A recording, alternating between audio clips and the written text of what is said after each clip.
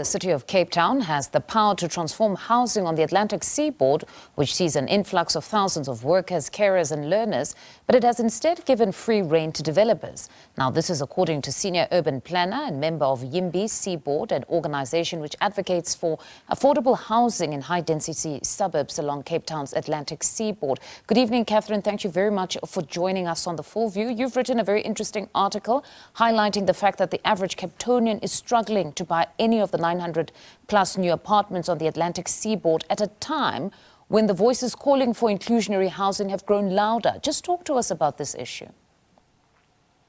Good evening. Thank you very much for the opportunity to chat this evening. The Atlantic Seaboard is an incredibly well-located part of Cape Town. It has seen quite a significant building boom, which is quite unique for Cape Town.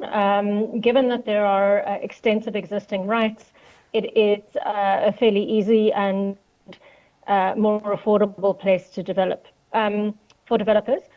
The City of Cape Town has, in fact, been talking about an inclusionary housing policy for many years. We're probably going on around 5 years now. It has also taken an approach to release a lot of land in other parts of Cape Town that are also well located for affordable housing.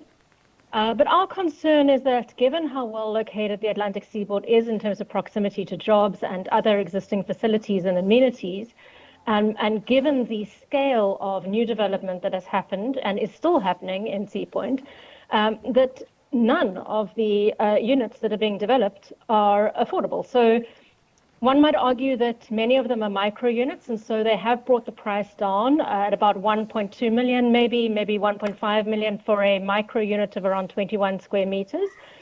And certainly that has created opportunities for people to get a foot in the door in the market. Evidence suggests that there are a lot of investors buying up many of those properties because it is a good deal as investment properties. But for a Cape Townian household, for a family, that's not affordable. But why has the City of Cape Town been slow in implementing that inclusionary housing policy, despite the Western Cape Provincial Government's approval? So the Western Cape Government produced a guideline. It doesn't have the authority to introduce its own policy or place any obligation on municipalities, but it really tried to encourage by assisting and guiding how such a policy could be developed and the various considerations. The city is being very cautious. I suppose the decision about whether to interfere in the land market, which some people would see this as doing, is a political decision too. And there are many very different viewpoints about what is appropriate, fears about discouraging the private sector from investing in Cape Town and in properties. So there are many different reasons why it has been cautious and careful, but I think it has been cautious and careful for quite a long time. And at this point, you want them to act, that they need to be more inclusive in their housing policy? Well, I guess we're really concerned that over 900 units, almost 1,000 units probably, looking at the new, more recent approvals in Sea Point, none of them none of those developments are obliged to produce affordable housing or contribute to its affordable housing.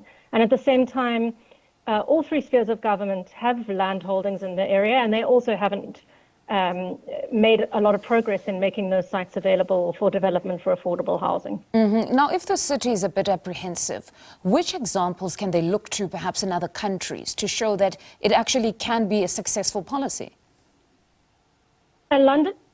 London had a policy that 30% of residential units needed to be in the affordable market. The USA has inclusionary housing policies in many of its jurisdictions across the country. California has done quite a lot of work in this space. So yes, the contexts are different, the governance environments are different, but they have tackled it, made it work, learned along the way a lot of lessons.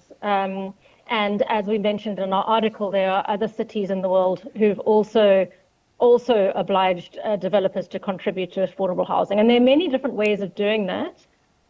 We're not necessarily saying that the city should do it in one particular way, but we're certainly looking for a little bit more, maybe we're a bit more impatient now about seeing some contributions. All right. Catherine, thank you very much for your time this evening. That's Catherine Stone, Senior Urban Planner and member of YIMBY, speaking to us.